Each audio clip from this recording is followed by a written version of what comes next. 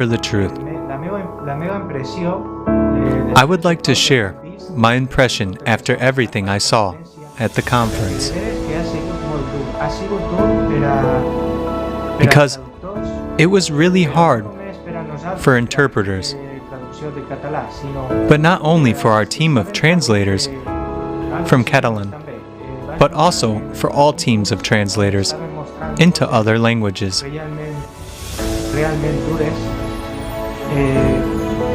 I noticed that at some points, when really tough things were shown, it was very difficult for people to keep the thread of translation looking at this. It was not easy at all.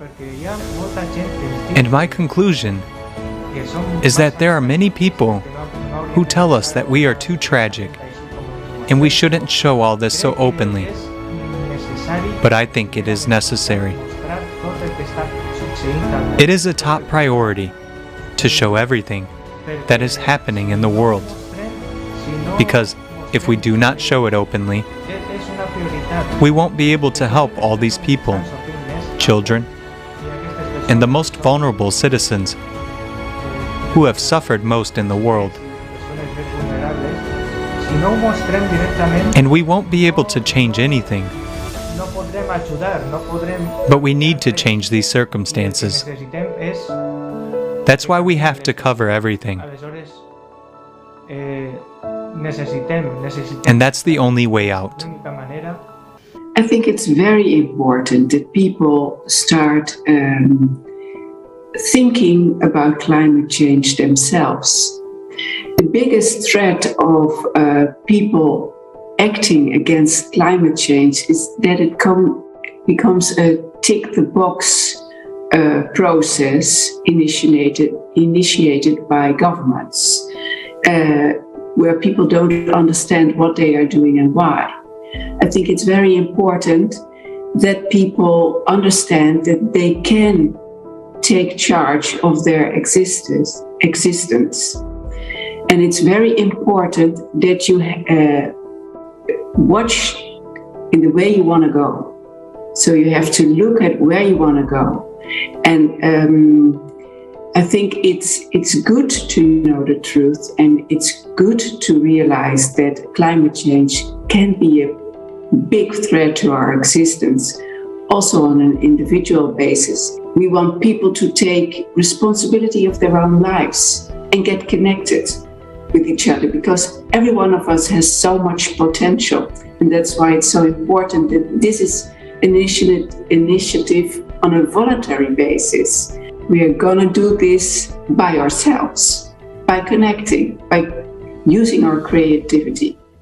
What got me started was a question from a student at my college where I was teaching. And the student simply asked, are earthquakes increasing or not? And I said, well, they have been a little bit, but I haven't really taken a deep look at the literature on this.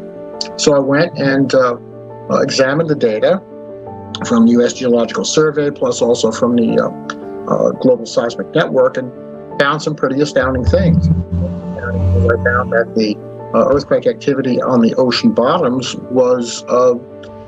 showed a huge jump in activity starting in 1995. And in fact, I have a paper now that is going out this week for consideration for publication called 1995, an inflection point in the recent geophysical history of the planet, where I outline a number of the things that have changed dramatically since then. That is, we say that the system is what we call nearly intransitive. We get these huge jumps and these sudden changes. And this was one that had gone unnoticed and pretty much ignored in the literature. And I can speak much more about the literature and the fact that these sorts of things aren't being done, because it was an extremely difficult process trying to get this published. It was rejected from 9 different journals. In fact, half of the journals I sent it to wouldn't even review it. They said, don't you know that carbon dioxide is what's causing the globe to warm? And we think this a bit frivolous. So it was very, very hard to get this work published, and it still is very hard to get this work published. I think Sterling Burnett did a good job explaining how a well-known physicist, William Happer, is trying to get some of his research published on this. And I see this as a huge impediment going forward and something that needs to be fixed in the scientific literature.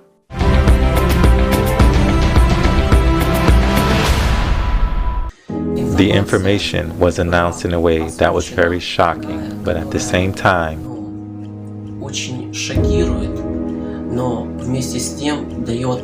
gives an understanding of what awaits us all in the near future.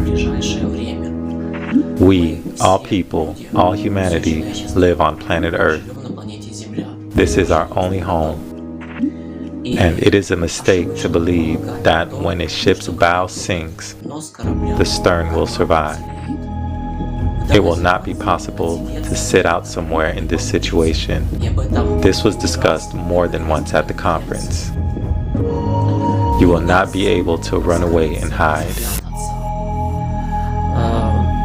We have been told for a long time that the Slavic territories would be a saving ark for all people. But at the moment, it is already known for a fact that there are practically no safe places on the planet. What we once considered safe territories are already happening climatic disasters. We are already being told from big screens that 2022 will be the year of hunger. For those of us who live in cities, everything is all right. But right now, there are millions of people, more than 800 million people, who are on the brink of starvation. But at the same time, in our society, we dump billions of tons of good food every year to keep someone from losing their profit. Indeed, in our society, money is in the first place, not human life. Over the years, we have been taught to shift responsibility to someone else and have someone else solve our problems. Even in our current situation, we all expect for someone to come from somewhere and solve our problems. But the truth is that what is happening to the ecology right now is created by us. And we are the only ones who can resolve this problem. But we will be able to solve this only together. Only by combining all our human potential, all our scientific potential, will we be able to find a solution to these problems. With the information heard at the conference, what was shown there, the dynamic of catastrophes which is steadily increasing, we may come to despair when we see how people instantly lose everything that they have spent their entire life on. Home, property, everything. It just flows away, falls into sinkholes, and is swept away by the winds. It literally happens in a few seconds. But when I look into the eyes of my little daughter, I understand that I have no right to lose hope and give up. What can I leave my daughter if not a better world? To make the world a better place than it was before me and do everything in my power to fix the situation.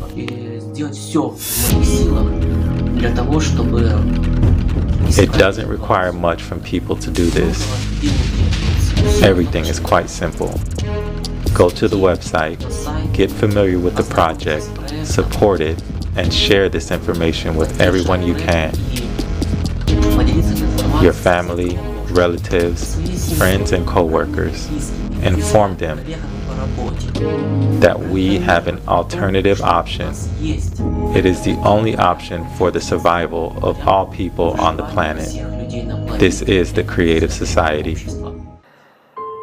We live in our own little world, and it seems that everything is fine with us. We live in a wonderful world, but we never think about what's going on around us. We know that something is happening to someone, but we think that is somewhere. It is not with us, and that this will never happen to us. But why do we live like this? We share the same planet. We are all one, and we're all human, but we're indifferent to others. It turns out that even we humans are completely powerless and defenseless.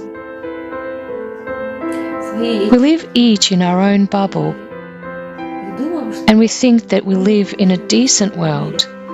We travel, go to cafes and restaurants, wear fancy clothes, buy cars and appliances. And this is the beauty of our life. But when you see that reality and the paradox of this world, then you understand that everything that you consider a worthy life is not that worthy. I'm grateful to all the participants of the Creative Society project, grateful to all the organizers and interpreters of this conference for their incredible work. Because people need to know the truth, and I'm proud to be part of the Creative Society project. Thank you all very much. It's 8 a.m. The conference Global Crisis, Time for the Truth just ended. It lasted 12 hours. I didn't think I could watch so much, that it was impossible to tear myself away from it during the whole broadcast. All this truth. How can you close your eyes? I don't understand people who prefer not to know about it. It was very hard to watch a video about refugees. People who find themselves in a difficult life situation are faced with bestial cruelty. A mental scream burst out through my tears. Is this possible? How can all this be stopped? How can it be? The conference gives us an answer to this question. Consciousness resists. Isn't that enough? We have to act. But how? What to do? Still, we need to inform everyone. This is the only way to help when everyone knows about this problem. Only together we can solve it. We can't do it alone. And I think the migration crisis is a very complex problem. And it's not only brought about by climate change, and I think we must be very careful not to put climate change as an etiquette on or a label on every problem that we face nowadays. So of course climate change can be an aspect and can be a cause. But the main cause for migration problems are corrupt societies and governments that are misbehaving. These are the number one causes for migration. Almost all people want to make a living for themselves, want to build up a normal life. And in so many countries nowadays, this is simply not possible because people are living in corrupt societies. And then, of course, we end up at the point that we were starting, is that these corrupt societies are there because people think about short-term profits. And people get status and can lead a glamorous life if they're acting on a short-term basis. And this the same goes for politicians, but it's also for drug traffickers, human being traffickers, smugglers. And there are people that are looking for the loopholes in this society, in our system, to make a short, fast buck, to say. And this is, of course, a problem. And it's not dealt with properly when people are thinking about legislation. Because if you look at the migration legislation in the United States, but also in the EU, you can see that it's a business proposition for people who don't care about laws and don't care about people. And this is, of course, a huge problem. There will always be people looking out for opportunities elsewhere if they are in a bad situation in their own country, and this is a fact. And if there are lots and lots of people doing this at the same time, this is a logistical problem, because no country in the world can take on many, many millions of refugees at the same time. So we have to look at the cause, and the root cause, I think, of migration problems and people want to get out of their country is war and corrupt societies.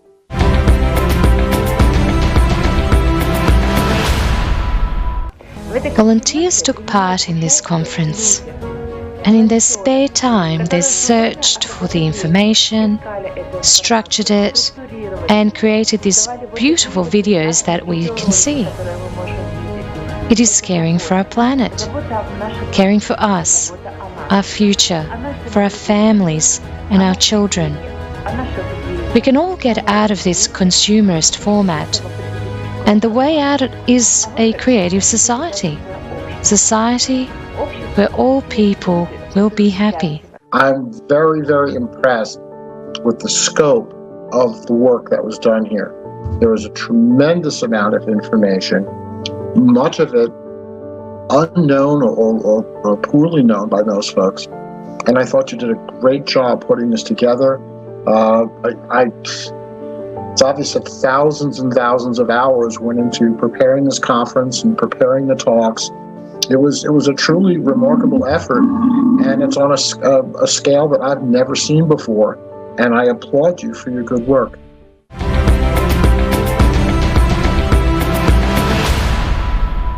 After all, together we can do much more, because together we can do it all times faster. Let's be prudent. Let's act together. Indeed, every person is important, and there are no superfluous ones. No extra hands, no extra specialists, and this is not only our project. This is the project of all humanity, and it concerns absolutely every person. Let's build a creative society together. After all, we can do much more together because we can do it much faster. Even though I have 7 children living with me, and I'm responsible for them. So I found the time to participate in this conference because I want to make people aware of the problems that exist here and now. Who but us parents will take care of our children? Who but us parents will make this world safe? Who but us parents will take responsibility for what is already happening at the present moment, here and now? We are all specialists, and each of us has everything needed to unite. Each of us is a human being, and each of us has something inside that unites us. So, dear friends, visit creativesociety.com. Watch this conference and once again be convinced that now is the time for the truth. And let's make the world creative, a creative society, peace for our children. The information prepared and presented at the conference is unique and leaves no one indifferent. What is happening in the world?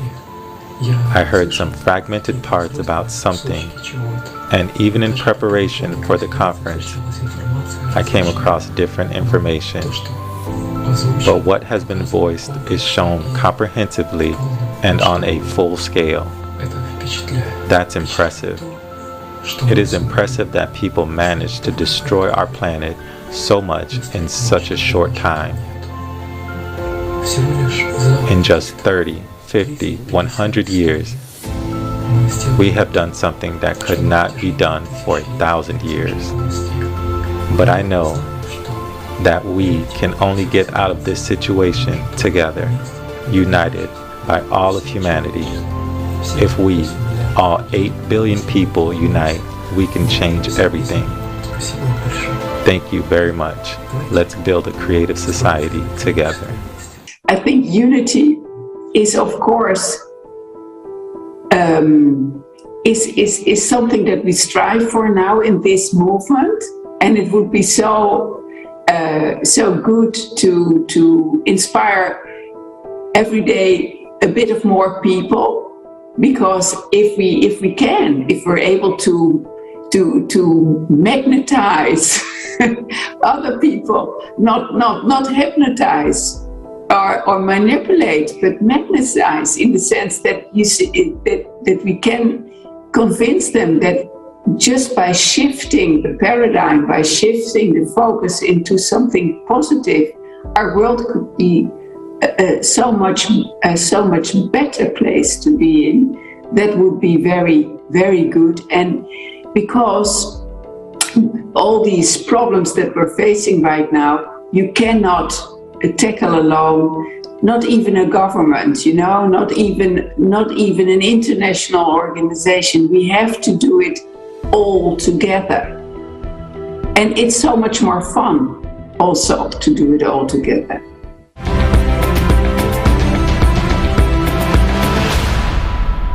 I think one of the problems that we have out there is the dissemination of information.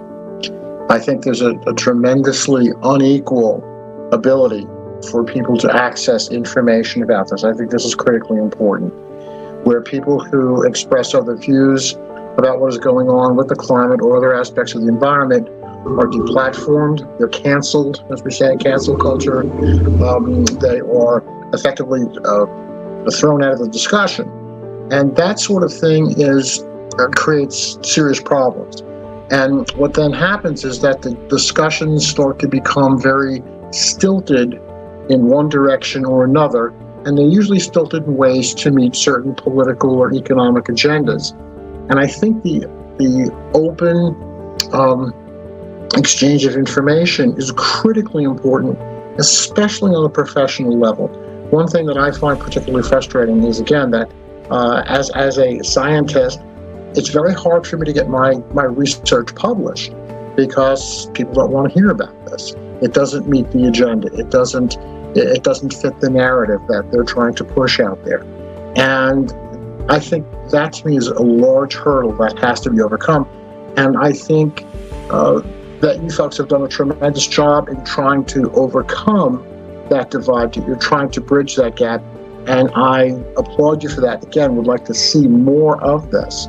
Somewhere down the line, I would like to see the proliferation of scientific journals that are much more open and honest and do promote honest debate about some of these problems.